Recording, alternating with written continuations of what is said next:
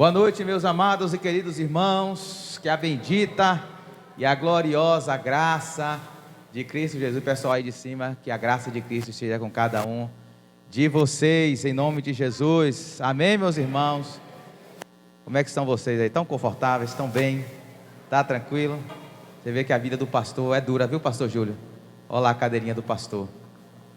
Louvado seja Deus por essa bênção, e eu quero agradecer a Deus em primeiro lugar, e agradecer a cada irmão, a cada irmã que tem contribuído, que tem com sua generosidade abençoado, investido nessa igreja.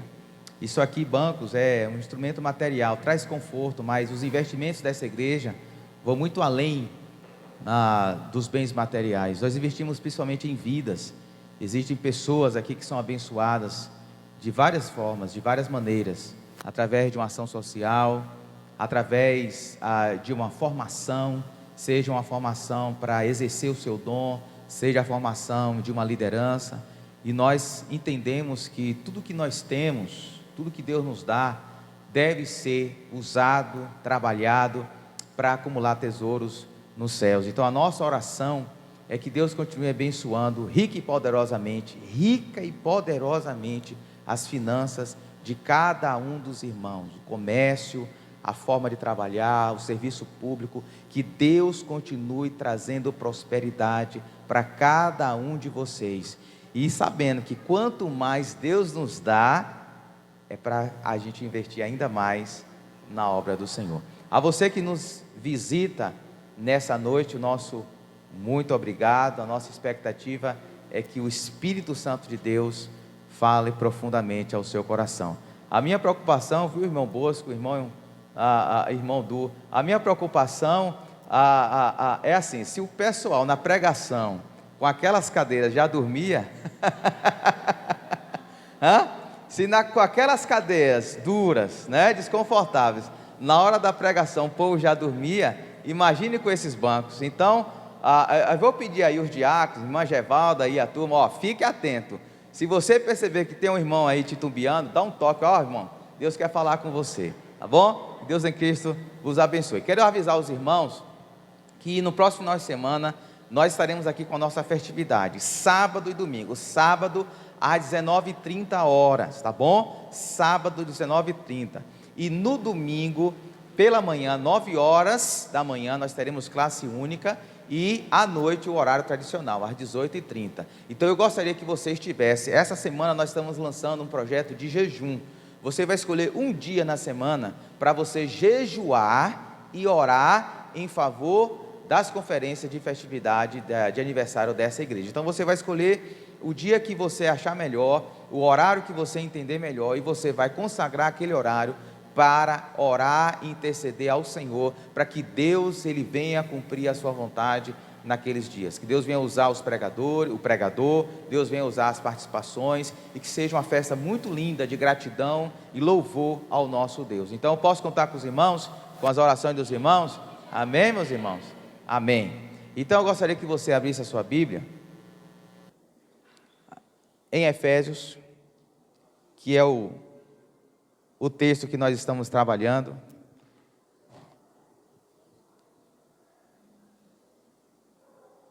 Efésios capítulo 5.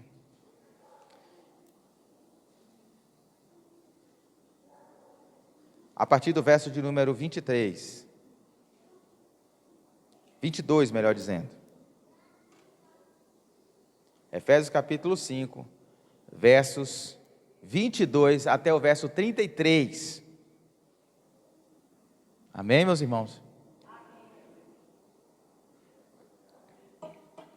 Se Deus quiser, final do ano a gente consegue terminar Efésios, uma carta espetacular.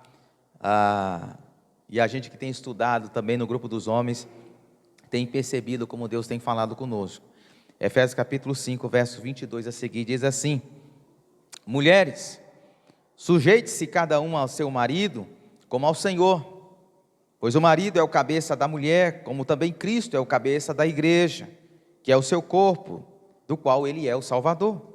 Assim como a igreja está sujeita a Cristo, também as mulheres estejam em tudo sujeitas a seus maridos. Verso 25, maridos, Ame cada um a sua mulher, assim como Cristo amou a igreja e entregou-se por ela, para santificá-la, tendo-a purificado pelo lavar da água mediante a palavra, e para apresentá-la a si mesmo como igreja gloriosa, sem mancha, nem ruga ou coisa semelhante, mas santa e inculpável. Verso 28. Da mesma forma, os maridos devem amar cada um a sua mulher, como a seu próprio corpo.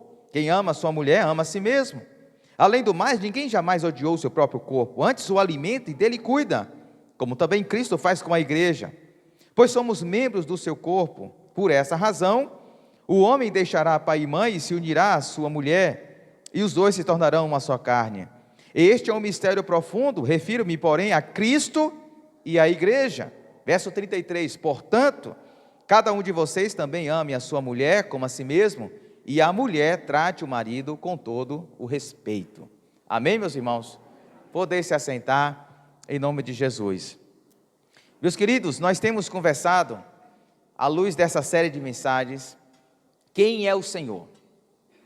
E nós estamos baseando essa pergunta na carta de Paulo aos Efésios, que é uma carta que Paulo está escrevendo à província, a capital da província romana da Ásia, lá na cidade de Éfeso, e era uma cidade marcada pelo culto ao imperador. Quem era o Senhor para os efésios? Era o imperador, era César.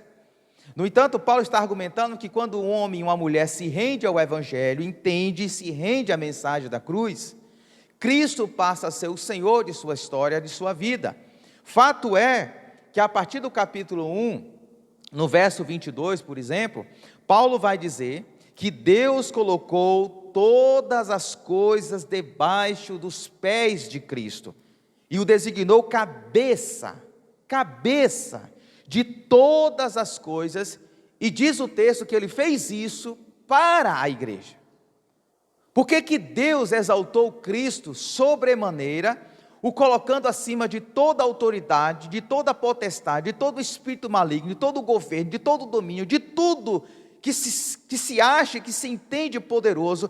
Deus colocou Cristo sobre todas as coisas e colocou todos eles como escabeiro dos seus pés. Por que Deus fez tudo isso? Para nós, para que nós possamos, ao rendermos a Cristo, possamos viver a nossa caminhada de vida, revelando que o Senhor das nossas vidas é Cristo, de que a nossa história agora é dominada por Cristo, de que a nossa vida, o nosso estilo de vida, a nossa caminhada de vida, os nossos pensamentos, as nossas atitudes, os nossos gostos, as nossas preferências, as nossas prioridades são dominadas por Cristo.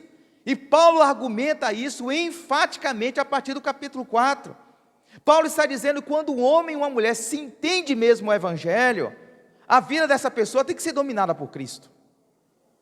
O que Paulo está ensinando aqui é muito mais, mas muito mais do que simplesmente agora dizer: eu tenho uma religião, eu faço parte de um grupo religioso. O que Paulo está dizendo é de mudança de vida. E agora, nesse texto sagrado que acabamos de ler, Paulo entra numa das áreas mais importantes da vida de um homem e de uma mulher: a vida conjugal.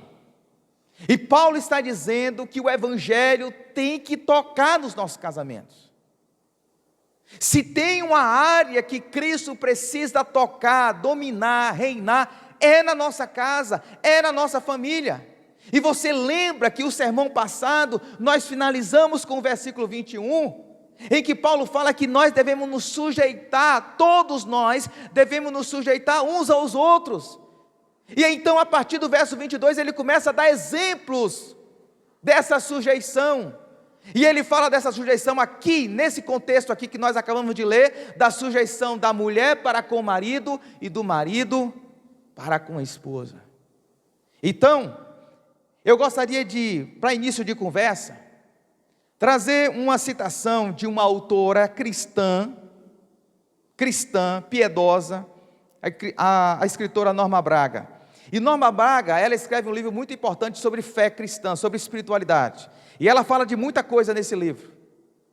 Mas uma delas, falando sobre casamento, ela escreve e diz o seguinte: a relação entre homem e mulher, com seu ápice no casamento, preste atenção, é um meio privilegiado de dispensação da graça de Deus para a santificação.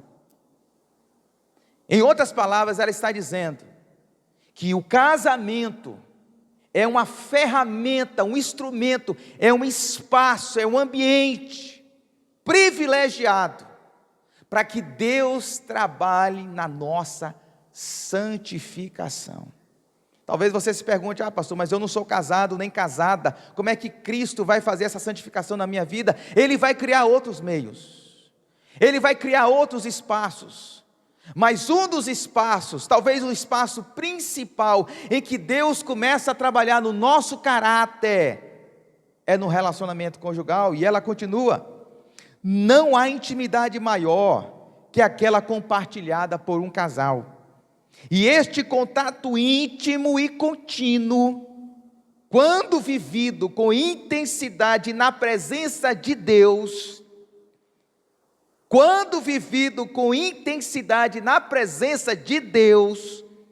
é a chave que possibilita, melhor dizendo, o aprofundamento do amor. Porque se tem uma característica que marca se de fato nós somos parecidos com Cristo ou não, é se nós conseguimos amar como Cristo nos ama. E Norma Braga está dizendo que um dos principais espaços em que Cristo nos ensina o que é amor, porque a gente não nasce sabendo. E eu vou dizer algo: a gente casa achando que sabe o que é o amor, mas não sabe. A gente casa achando que ama, que conhece o amor, mas a gente vai aprender o que é amor mesmo, é na convivência, é no dia a dia, é na urdidura da relação conjugal.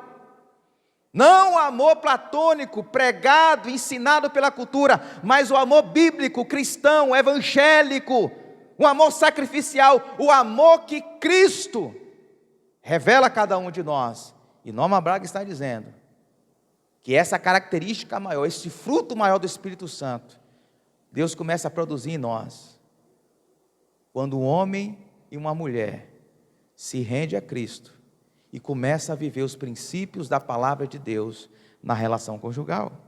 Então, em síntese, nessa noite, eu gostaria de trabalhar com vocês a seguinte frase: o senhorio de Cristo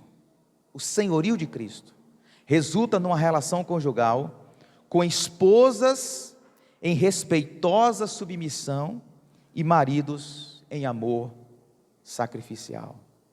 Eu vou repetir: o senhorio de Cristo, o fato de Cristo ser o seu Senhor, o meu Senhor, o que isso resulta? Resulta numa relação conjugal, ou deveria resultar numa relação conjugal, com esposas em respeitosa submissão e maridos em amor sacrificial. Então, com a sua Bíblia aberta aí, por gentileza, eu queria caminhar o texto sagrado em duas partes. Vocês já perceberam que o texto tem uma divisão clara. Primeiro Paulo bate nas mulheres, depois Paulo bate nos homens. Amém? Então vamos lá.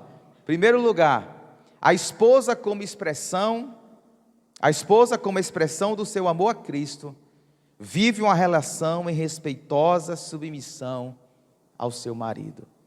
A esposa, como expressão do seu amor a Cristo, vive uma relação, ou deveria viver uma relação com respeitosa, ou em respeitosa submissão ao seu marido. Veja comigo os versos 22 a 24, Paulo escrevendo às mulheres, ele diz: mulheres, sujeite-se cada um a seu marido, como ao Senhor, pois o marido é o cabeça da mulher, como também Cristo é o cabeça da igreja, que é o seu corpo, do qual ele, Cristo, é o Salvador. Assim como a igreja está sujeita a Cristo, também as mulheres estejam em tudo sujeitas a seus maridos. É claro, você já percebeu que Paulo está resgatando um princípio bíblico da criação. Você lembra a criação lá em Gênesis 1, Gênesis 2, quando Deus cria o casamento. Paulo está resgatando, porque é isso que acontece quando o evangelho entra na vida de um homem e de uma mulher, ou entra dentro de uma casa, de um lar. Deus começa a restaurar os seus princípios, porque antes de Cristo a nossa vida é cheia de nós, é cheia de encontros e desencontros, é cheia de curvas, confusão, cheia de labirintos, mas à medida que a gente vai deixando o Evangelho entrar nas nossas vidas, Cristo vai restaurando, e Paulo está dizendo que quando o Evangelho entra na vida de uma mulher, essa mulher é restaurada, a sua mente, o seu coração é restaurada ao princípio de Gênesis 2, capítulo 2, verso de número 18, e que princípio é esse, pastor? O princípio que determinou ou orientou Deus a fazer o casamento, a criar o casamento, porque Deus lá pelas tantas declarou, Gênesis 2,18, então o Senhor declarou: não é bom que o homem esteja só, farei para ele alguém que o auxilie e lhe corresponda. Duas características deste alguém que Deus está criando, e a gente vai saber que é a mulher, é Eva.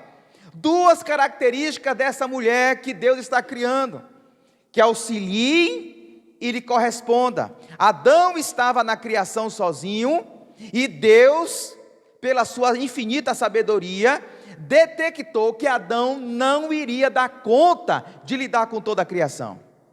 Como nós homens não damos conta de lidar com a vida, nós precisamos da figura feminina. E Paulo está dizendo, citando Gênesis 2,18, que Deus então cria essa mulher com dois propósitos: uma mulher que o auxilie e que lhe corresponda. A palavra auxilie, usada aqui no texto sagrado de Gênesis, dá a ideia de ajuda, de auxílio, de assistência. Se é uma coisa que a gente não gosta hoje, principalmente nos dias de hoje, a gente não gosta de ser auxiliar.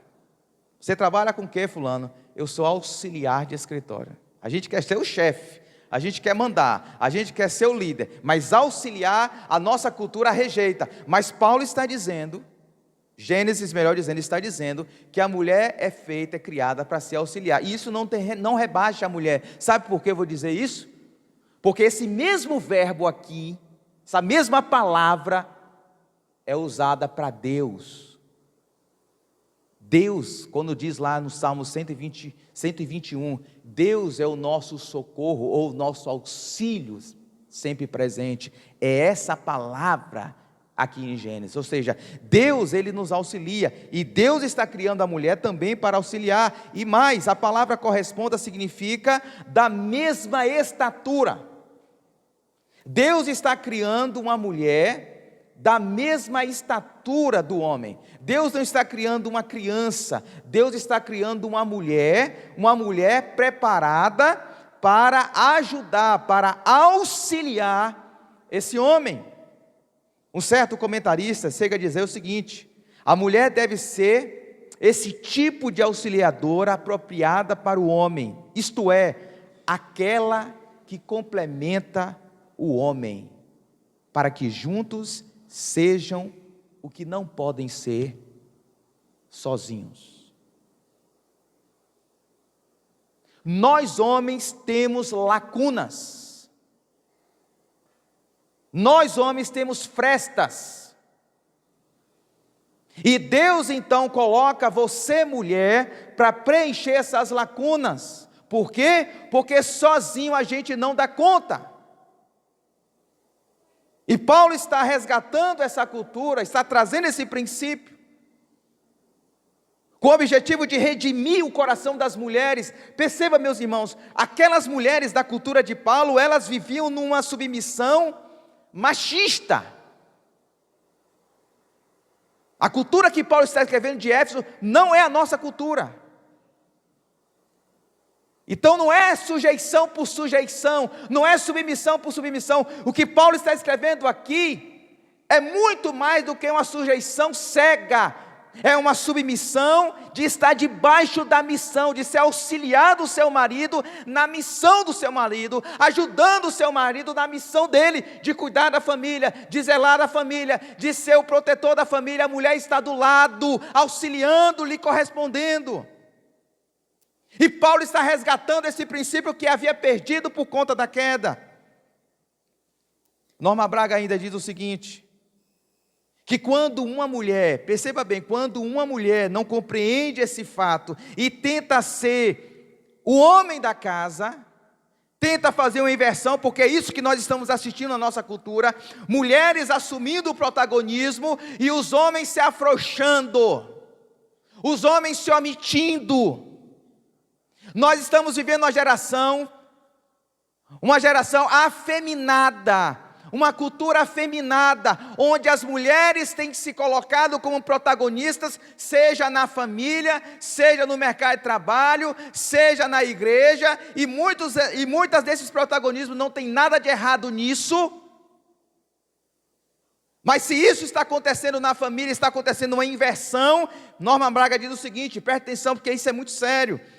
Ela diz o seguinte: quando tomamos a frente, falando para as mulheres, quando tomamos a frente, nós mulheres, deixamos de exercer nossa plenitude feminina, e tudo o que decorre dessa plenitude, ela diz, a receptividade, a vida interior, a busca da harmonia, a elaboração das emoções, os sonhos, as intuições, ou seja, Norma Braga está dizendo que quando nós invertemos os papéis, as mulheres começam a se tornar homens, e perdem as características próprias de mulher, que Deus criou para justamente completar os homens. E ela continua, além disso, aprendi algo muito grave, quando a mulher assume o papel mais forte na relação, está sendo não uma mulher forte, porque é o que muitas dizem, eu sou uma mulher forte, eu sou uma mulher guerreira, não uma mulher forte, não uma mulher macho, mas uma menina brincando de casinha, já que a recusa de seu papel feminino nada mais é que o refúgio em uma fantasia de maternidade. Como não sabe ser mulher, será mãe do marido, valendo-se de uma preponderância não real, mas imitada, para ocultar de si mesma a sua imaturidade. E ela bate também nos homens dizendo o seguinte, e claro, o homem que aceita esse acordo inconsciente, ou seja, se deixar ser o filhinho da esposa, um homem omisso, Norma Braga diz que essa postura também oculta a nossa meninice. É isso que Paulo está atacando. Então, o que Paulo está escrevendo aqui para as mulheres? Para as mulheres em Cristo resgatar qual é o seu papel. Paulo diz, mulheres, sujeite-se cada um ao seu marido, como ao Senhor. Pois o marido é a cabeça da mulher, como Cristo é o cabeça da igreja. Perceba, meus irmãos, o papel de liderança e o papel de auxiliar, não é uma questão econômica, quem ganha mais é que vai mandar na casa.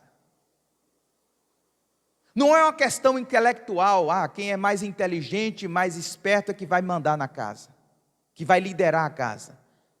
É uma questão espiritual, é uma questão teológica.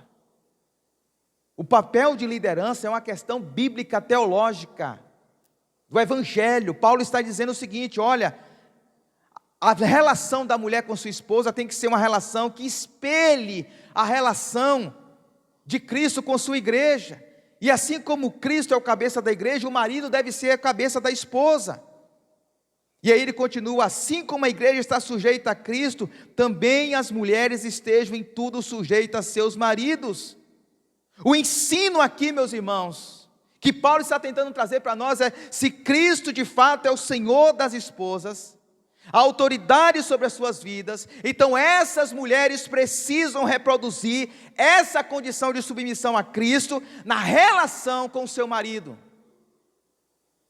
Se Cristo é o Senhor da sua vida, você precisa ser auxiliar do seu marido, estar debaixo da missão do seu marido, ser uma intercessora do seu marido, ser uma auxiliar do seu marido, ser uma ajudadora do seu marido, ser uma companheira do seu marido, ser uma amiga do seu marido, ser uma parceira do seu marido, ser uma verdadeira companheira do seu marido.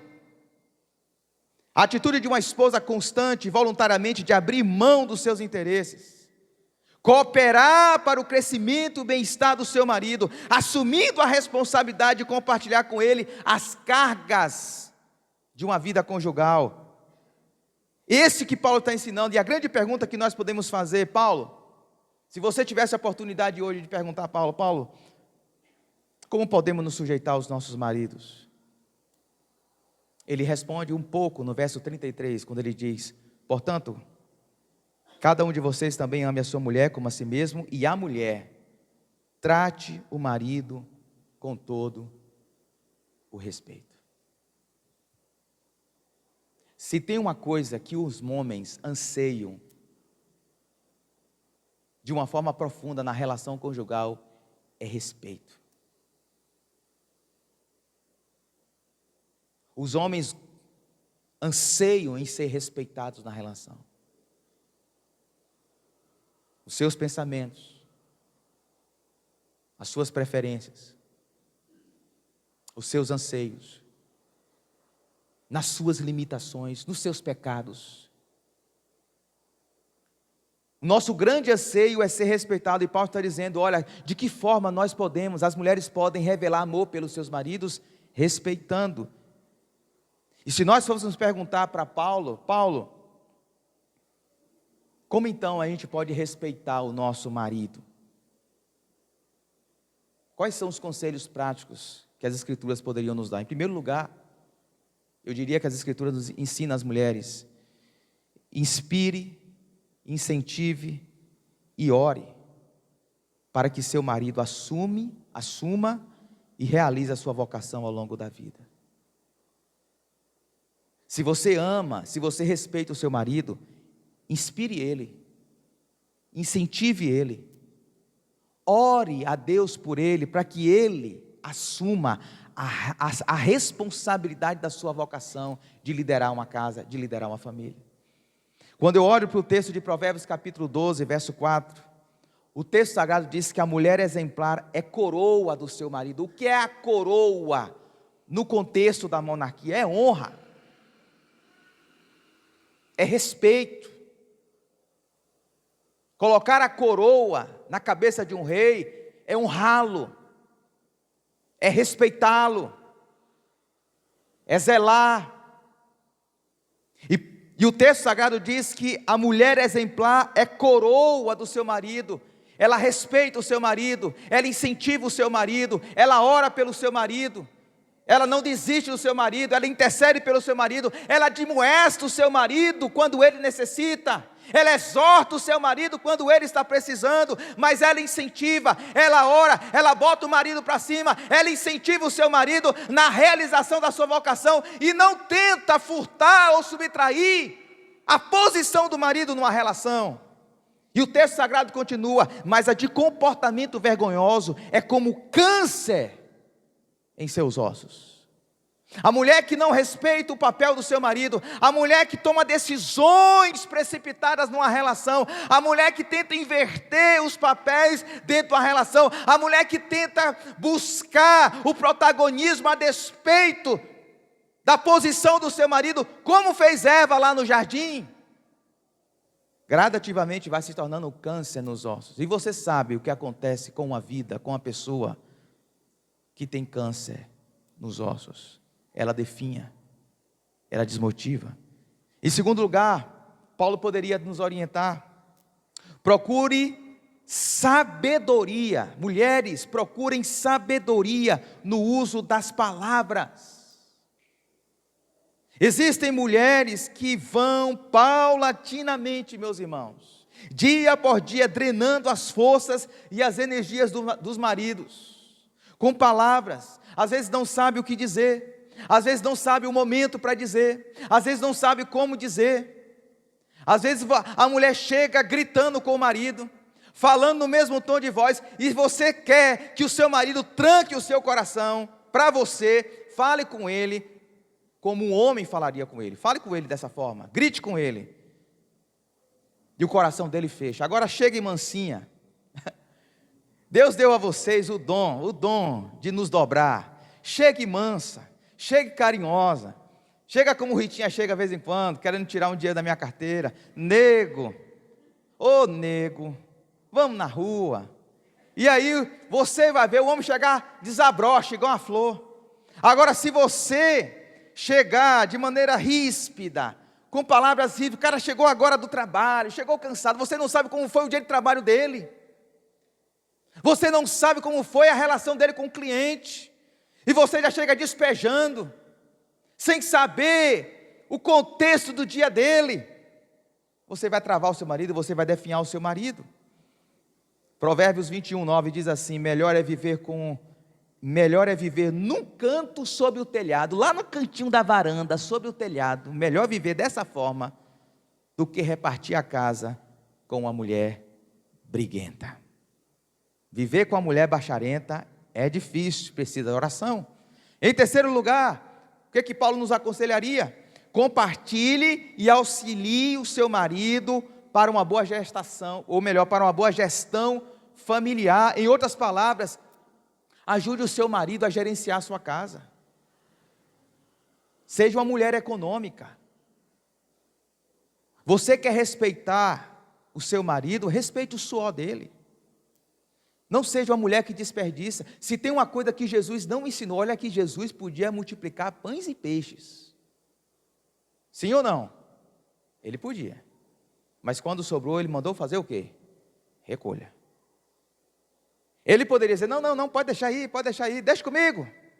Na próxima eu multiplico de novo. Ele mandou recolher as sobras. Jesus não ensina o desperdício. Jesus não ensina o consumismo. Se tem algo que vai drenando o homem, a mulher desrespeitar o marido nos seus objetivos, nos objetivos da família, nos sonhos da família. O marido traça um objetivo para ser alcançado na família, e a mulher lá com uma pingueira, drenando as finanças, drenando as energias do seu marido. E quarto e último lugar, Paulo poderia responder de que forma as mulheres podem respeitar o seu marido. Paulo diria: procure suprir as necessidades físicas, emocionais e espirituais do seu marido. Em outras palavras, eu vou ser mais claro. Você quer deixar o seu marido mais firme na caminhada? Mulheres, namore mais com seus maridos. Porque às vezes a gente acha que namorar com o marido é coisa da carne. Isso não é algo espiritual. Não, pastor, eu sou uma mulher espiritual. Eu sou uma mulher cheia do Espírito Santo de Deus. Namore mais com seu marido. Tenha mais momentos especiais com seu marido.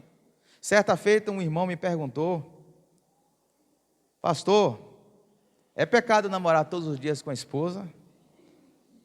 Eu falei: varão, ela não é sua esposa? É, pastor, é minha esposa. Eu falei assim: então, Deus não criou o sexo para ser desfrutado dentro da relação conjugal? Meu irmão, jogue duro. Então, se é isso, se é com sua esposa, vá em frente, meu irmão, não é pecado não. Agora é o seguinte, eu vou lhe dar um conselho aqui: não é só bala que mata não. Não é só bala que mata não. Mas a gente pensa que essas coisas não são espirituais, meus irmãos.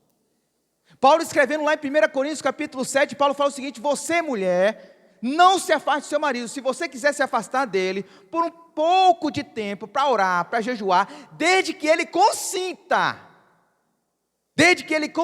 faça isso, mas por pouco tempo. Por quê, Paulo? Para que não dê lugar ao diabo. Quantas mulheres estão dando lugar ao diabo no casamento, porque fica com historinha? Lá em casa mesmo já botei uma cabeceira, tem Dorflex, tem a Troveran, tem toda a farmácia, já tem um compartimento, viu, Vitor? Porque fica com historinha: não sei o que, eu estou cansado, não sei o que, e vai deixando o rapaz mais seco do que um poste. Você está dando lugar ao diabo.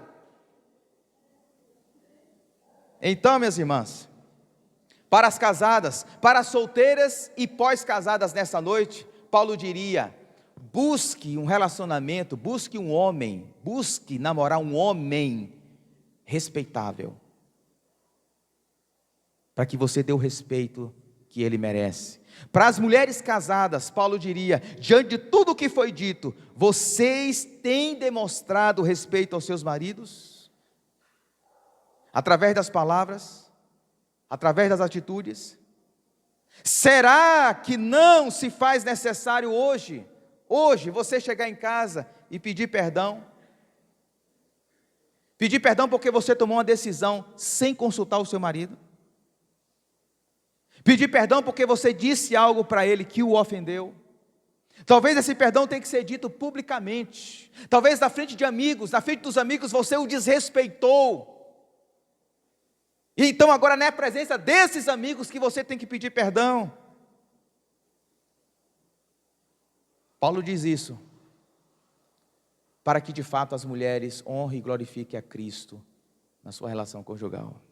E então ele passa agora para os homens. Se as mulheres demonstram amor para com seu marido, o respeitando, Paulo agora passa a escrever para os homens. E para os homens ele diz o seguinte: o marido, como expressão do seu amor a Cristo, vive uma relação em amor sacrificial. Se nós fôssemos perguntar para Paulo, qual é a obrigação do marido dentro do casamento? Paulo diria: amar a sua esposa. Se você observou no texto sagrado aqui, 4 vezes Paulo usa o verbo amar em relação aos maridos. Veja comigo o verso 25, Paulo diz: maridos, ame cada um a sua mulher, assim como Cristo amou a igreja e entregou-se por ela. O verbo amar aqui está no imperativo, é uma ordem que Paulo está dando aos maridos, não é uma opção, não é uma alternativa. Qual é a ordem, o mandamento de Deus para os maridos, para nós? Ame a sua esposa. E o verbo amar está no tempo presente, o que indica uma ação contínua. Não é amar se você está se sentindo amado. Não é amar quando tudo está bem. É um amor sacrificial, é um amor constante, é um amor contínuo, é um amor perseverante. Verso 28, agora vá comigo. Da mesma forma, os maridos devem amar cada um a sua mulher como a seu próprio corpo. Quem ama sua mulher, ama a si mesmo. Verso 33. Portanto, cada um de vocês também ame a sua mulher como a si mesmo. É a orientação de Paulo. Se nós fôssemos perguntar para Paulo, qual é a vontade de Cristo, do meu Senhor, no meu casamento, enquanto homem? Ame a sua esposa. Ame a sua mulher. Ame a sua mulher porque isso é uma ordem do Senhor para você. Ame a sua esposa, cuide dela, zele por ela, porque isso é o imperativo de Cristo, seu Senhor. Se Cristo é o nosso Senhor, Ele está dando uma ordem para nós nessa noite: ame a sua esposa. E quais são as características ou evidências desse amor ordenado por Cristo, relacionadas aqui por Paulo? Pelo menos 4. Em primeiro lugar, Paulo diz: maridos devem liderar suas esposas, como Cristo lidera a igreja. Veja comigo o verso de número 23. Pois o marido é o cabeça da mulher, como também Cristo é o cabeça da igreja. O apóstolo está ensinando aos maridos, aos esposos, que a responsabilidade diante de Deus, que a responsabilidade, a nossa tarefa, o nosso amor pela nossa esposa se expressa quando nós assumimos a responsabilidade pelos rumos materiais, emocionais, espirituais da nossa esposa e dos nossos filhos. Nós precisamos liderar a nossa casa, e isso envolve não simplesmente colocar o pão na mesa, porque tem muito homem que acha que liderar uma casa é pagar conta, é fazer feira. Mas as necessidades da sua esposa, da nossa esposa, não se limita a necessidades biológicas. As nossas esposas têm necessidades emocionais. As nossas esposas têm necessidades espirituais. E Paulo está dizendo: assim como Cristo lidera e cuida da sua igreja em todas as suas necessidades, nós, maridos, devemos assumir a responsabilidade de liderar a nossa casa, de não sermos omissos. E para isso, meus irmãos, nós homens que estamos aqui, isso vai demandar muito trabalho de nós. vai demandar maturidade nossa, maturidade em Cristo, maturidade na palavra, maturidade de oração. Nós precisaremos romper o fluxo, a bolha da infantilidade, da imaturidade, da meninice, e passarmos a sermos homens que inspiram a sua mulher, homens que inspiram os seus filhos, homens que inspiram a sua mulher, a sua esposa, os seus filhos, a sua família, a sua casa. Deus colocou em suas mãos a vida de sua esposa e de seus filhos, e dele pedirá contas acerca do bem-estar dos mesmos. Em segundo lugar, maridos, diria Paulo, responsabilizem-se por suas esposas, como Cristo fez pela igreja. O versículo 23, a parte A do versículo diz assim: pois o marido é o cabeça da mulher, como também Cristo é o cabeça da igreja, que é o seu corpo, do qual, ou seja, do corpo da igreja, Cristo é o Salvador. Na relação entre Jesus e sua igreja, Jesus não é aquele que fica assim paradão, assim, ó. Oba, eu tenho uma noiva, eu tenho uma esposa, é a minha igreja. E não cuida, e não tem responsabilidades, e não zela, e não trabalha por ela. Jesus é aquele que, desde o início da nossa salvação até o fim, está trabalhando em nosso favor para nos salvar, nos conduzindo para as bodas do Cordeiro, para aquele grande casamento que ocorrerá no final da história. E Paulo está dizendo da mesma coisa que Cristo cuida, zela, se responsabiliza pela sua igreja, do início ao fim. Nós, maridos, precisamos assumir a responsabilidade, não de ser o Messias da nossa esposa, porque o Messias é Jesus, mas se deixar usar por Jesus para cuidar da nossa esposa, para zelar da nossa esposa, para cuidar em todos os níveis, em todas as áreas da nossa esposa. A ele cabe a responsabilidade de, em meio a um conflito, porque os nossos casamentos têm conflitos, ir ao encontro da esposa, romper o silêncio e pedir perdão. Quantas vezes o homem, diante de um conflito, fica lá emburrado, com o coração endurecido, esperando a mulher pedir perdão. Paulo está dizendo, a responsabilidade é nossa. Ah, pastor, mas eu não tive culpa. Não importa. Paulo está dizendo, você é o líder. Se teve um conflito na sua casa, eu sei, dói, porque nós homens somos orgulhosos até a tampa, mas nós precisaremos descer do salto, procurar a nossa esposa e pedir perdão. No culto de Bíblia Branca, meio de Rita, essa foi a orientação da mulher, e eu vou dizer para os irmãos, nos nossos conflitos, quantas vezes, eu sabendo o que eu tinha que fazer, mas o meu coração dizia, não vai.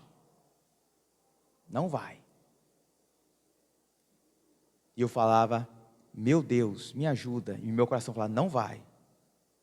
E nesses momentos eu me lembrava dessa palavra da irmã, que pregou no culto de Bíblia Branca.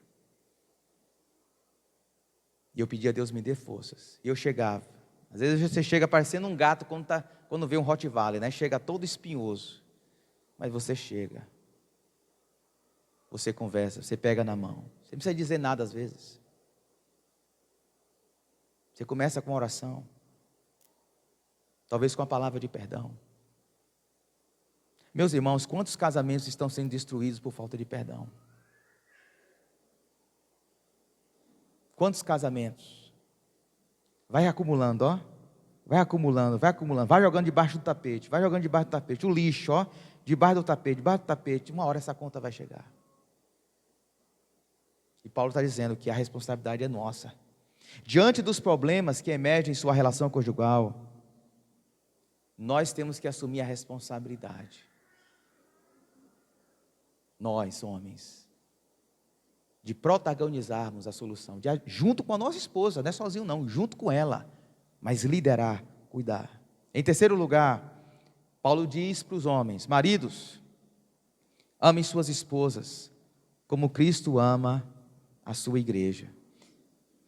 E existe um livro, As 5 Linguagens do Amor, de Gary Chapman. Gary Chapman vai dizer que nós, seres humanos, nós temos 5 maneiras, 5 formas de nos sentirmos amados. E talvez nós, homens, vivemos tanto tempo com nossa esposa e a gente não sabe de que forma a nossa esposa se sente amada. Gary Chapman relaciona 5 maneiras. Primeiro, tempo de qualidade. Reservar tempo de qualidade para estar com o seu cônjuge. Tem mulheres que querem que o marido simplesmente esteja presente. Tem mulheres que esperam que o marido esteja com ela e só com ela.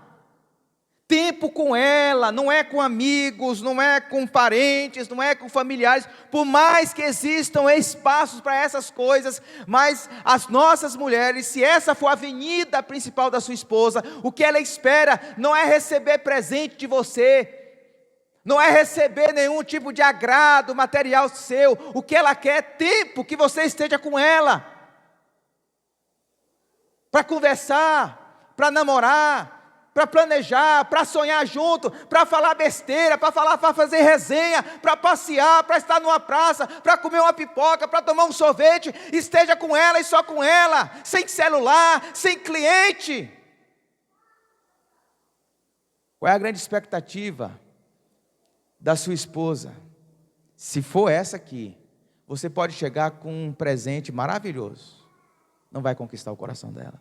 Segundo lugar, Gary Chapman aponta presentes, e aí vem os presentes. As mulheres aqui gostam de presentes. Gary Chapman fala presentes, surpreender a sua esposa com presentes que demonstram que você está pensando nela.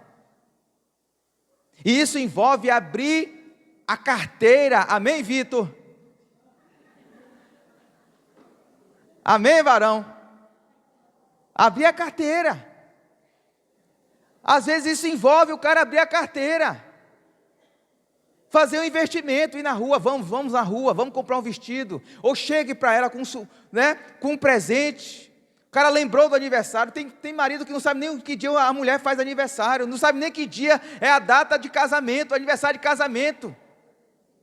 Surpreenda ela com flores, surpreenda ela com vestido, leve ela, vamos passear, vamos na rua, vamos almoçar fora. E aí você faz compra, divide lá, 24 vezes, faz um consórcio, mas vai. Em terceiro lugar, e aí as mulheres vão gostar desse terceiro lugar aqui, atos de serviço. Quantas mulheres não gostam que os maridos ajudem elas nas tarefas domésticas? Quantas mulheres não gostam? Só a irmã Dayana? Qual mulher que não gosta disso? Se essa for a avenida principal da sua mulher, essa é a avenida principal de Rita. Rita gosta, mas eu não gosto de fazer muitas coisas dentro de casa, mas eu tive que aprender por causa dela, porque eu percebi que essa era a avenida principal dela, uma das avenidas principais. Para o meu azar, Rita tem várias, e uma delas é ato de serviço. Quando ela está faxinando, Vitor, quando ela está faxinando, e eu não ajudo, aí a casa cai. A casa de maribundo fica a cara deste tamanho e não tem namoro certo mais tarde, não.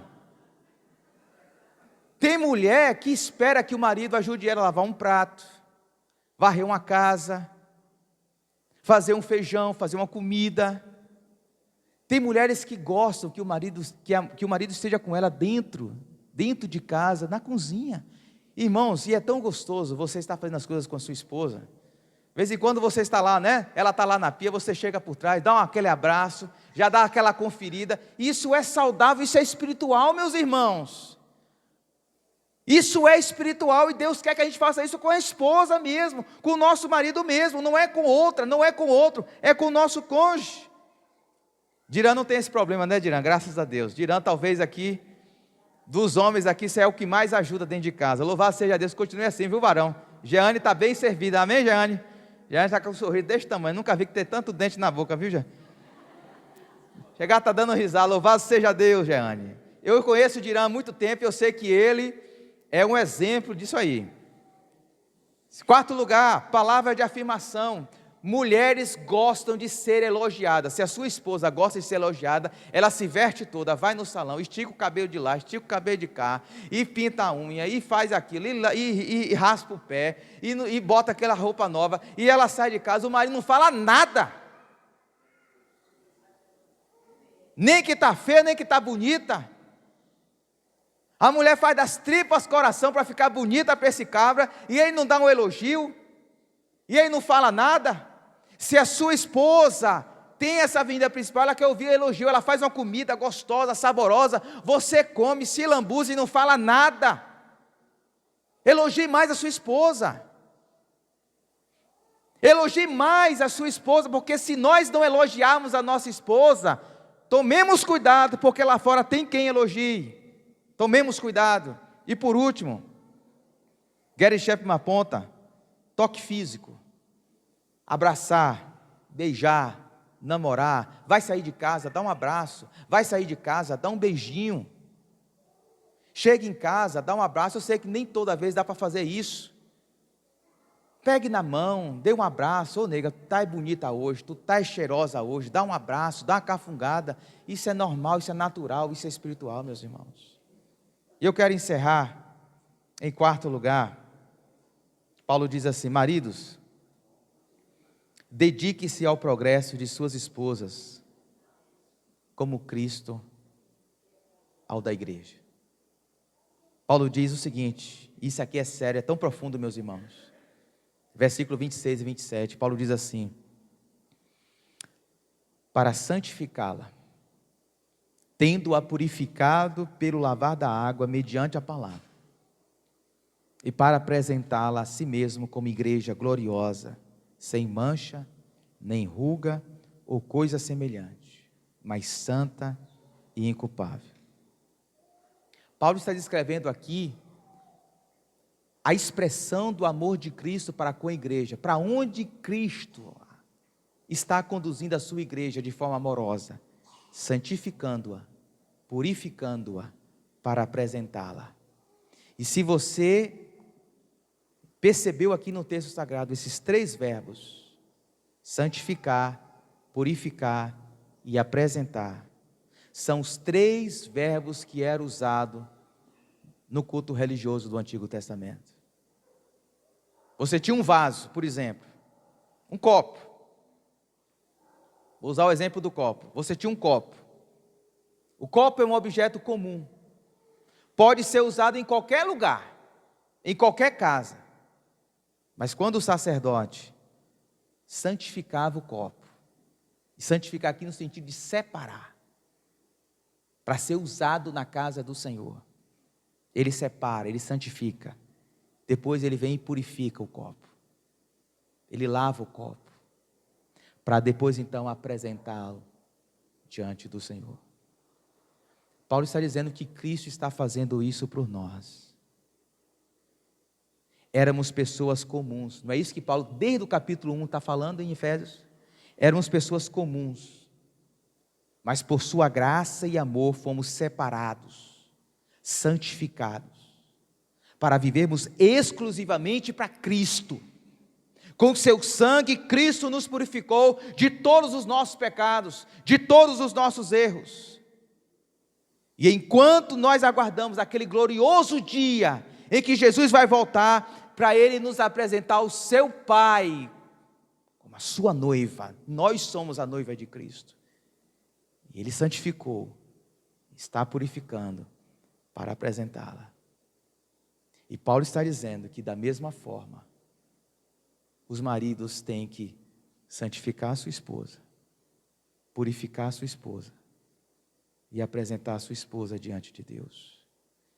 E isso envolve cuidado e zelo pelo progresso, pelo crescimento da nossa esposa. Eu penso, meus irmãos, que haverá um dia quando Cristo voltar, que Ele chegará para cada um de nós, maridos, chegará para mim, chegará para você e perguntará: Daniel, o que você fez com a esposa que eu te dei?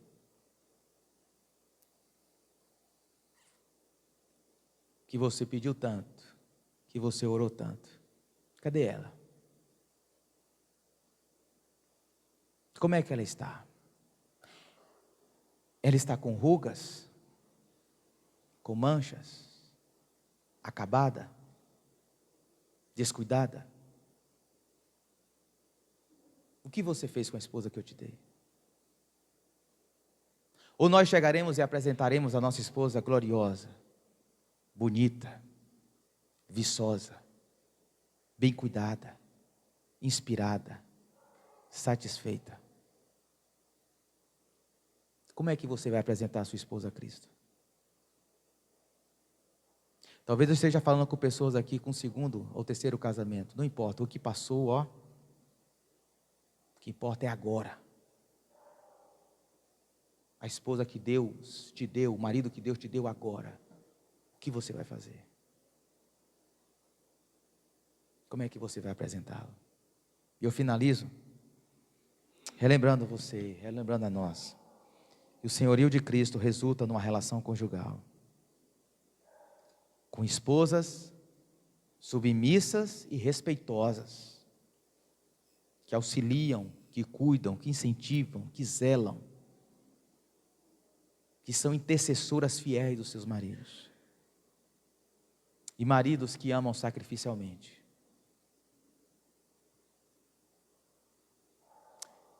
Pedro escreve em 1 Pedro capítulo 3, verso 10, que se a gente, marido, não cuidar da nossa esposa, não adianta de nada a gente orar. As nossas orações não sobem. Nós precisamos cuidar da nossa esposa.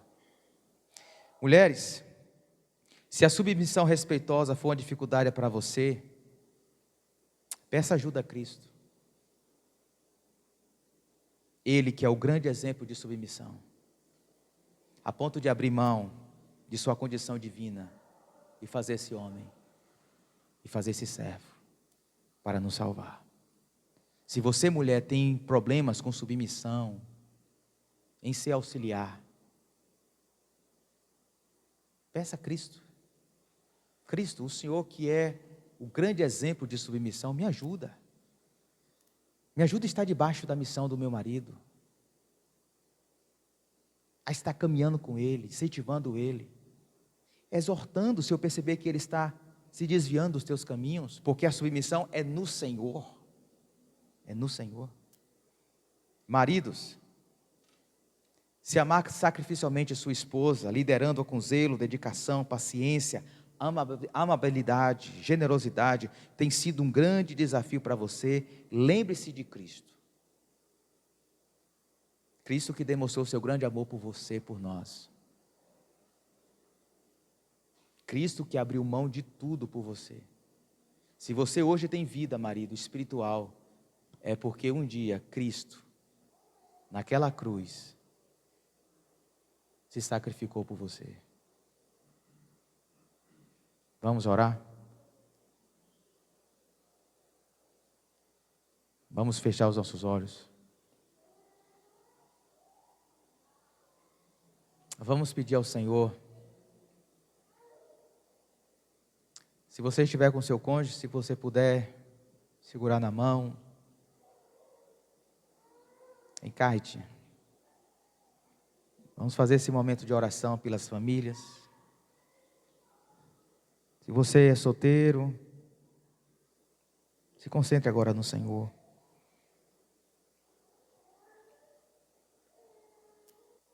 Senhor Jesus Cristo, nessa noite nós refletimos, meu Deus, em um dos temas mais importantes das nossas vidas, a nossa relação conjugal, Senhor. Ó Deus, nós passamos boa parte do nosso tempo, a maior parte dele, Senhor, com o nosso cônjuge. E nós não queremos viver de qualquer maneira. Nós não queremos viver o casamento, meu Deus, nos padrões dessa cultura depravada, que se opõem aos teus princípios, aos teus valores, que invertem papéis, que vivem, meu Deus, juntos, mas separados em objetivos, em sonhos, em decisões.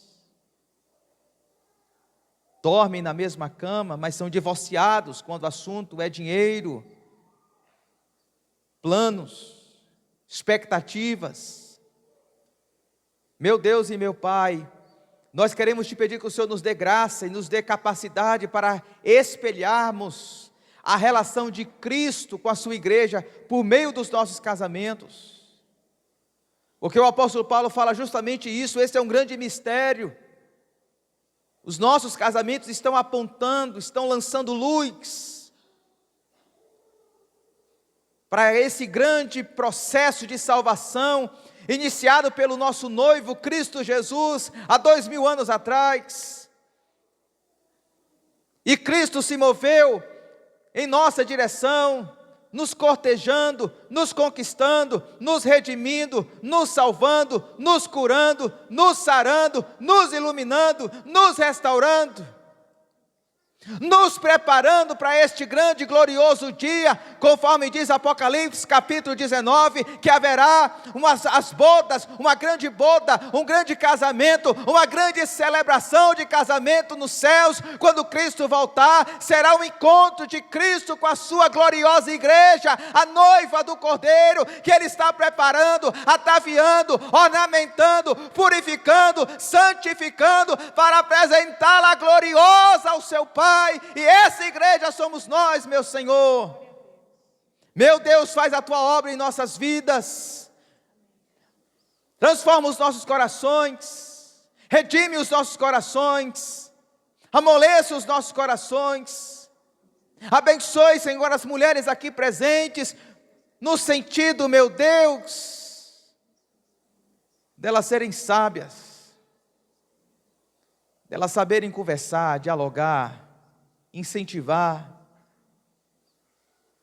delas entenderem, meu Deus, o seu papel de submissão, de estar debaixo da missão do seu marido, de auxiliar, de ser um auxiliar correspondente, preparada, uma mulher sábia que edifica a sua casa com palavras de sabedoria, com atitudes de graça e de sabedoria. Abençoe as mulheres aqui presentes, meu Senhor. Não deixe que as mulheres aqui presentes se entorpeçam, meu Deus, nessa cultura feminista, da mulher macho, da mulher autônoma, da mulher independente, mas que elas se deixem moldar pela cultura bíblica, de uma mulher que é forte sim, de uma mulher que é forte, espiritualmente, emocionalmente, fisicamente sim, mas uma mulher forte para se auxiliar, para estar junto, para ser uma intercessora. O seu papel é estar do lado do seu marido, incentivando, orando, intercedendo, aconselhando, exortando, motivando, guiando, se necessário for. Abençoe as nossas mulheres, meu Senhor. Abençoe nós, os homens dessa igreja. Meu Deus, em nome de Jesus, abre a nossa mente, meu Senhor, e tira todo orgulho de nós. Orgulho que às vezes nos impede de pedir perdão, de se quebrantar diante da nossa esposa, de reconhecer que nós somos falhos, sim, de que nós somos frágeis em determinadas áreas, sim, e que nós precisamos da ajuda delas. Nos ajuda, meu Senhor, a assumirmos a responsabilidade e o protagonismo na nossa casa, de sermos sacerdotes, de sermos profetas, de sermos líderes da nossa casa, de sermos os grandes influenciadores espirituais da nossa casa.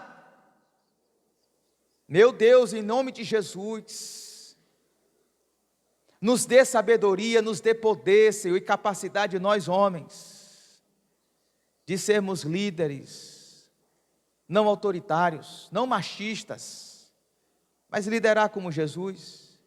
E Jesus ensinou que o verdadeiro líder é aquele que serve,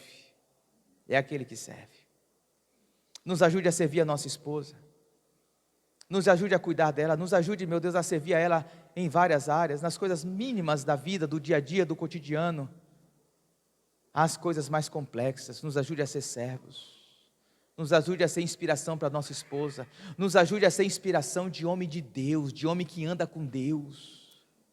Que a nossa esposa possa olhar para nós e ver, realmente o meu marido está andando com Deus, é um homem de oração, é um homem de palavra, é um homem que está cheio do poder do Espírito Santo de Deus.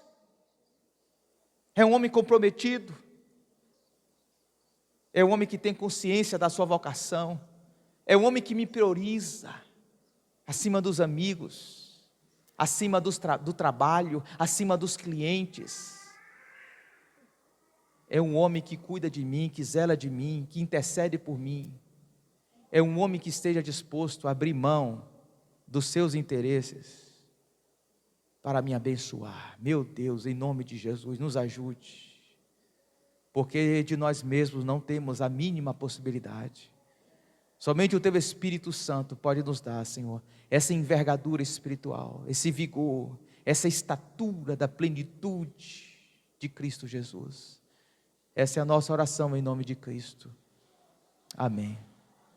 Que o amor de Deus, que a graça e a paz de nosso Senhor e Salvador Jesus Cristo, e as consolações do Espírito Santo de Deus, seja com cada um de nós, desde agora e para sempre. Amém. Que Deus em Cristo vos abençoe, meus irmãos. Em nome de Jesus. Tem um hambúrguer aí no fundo, viu? Deus em Cristo abençoe. É aqui do lado? É aqui do lado. Que Deus em Cristo abençoe.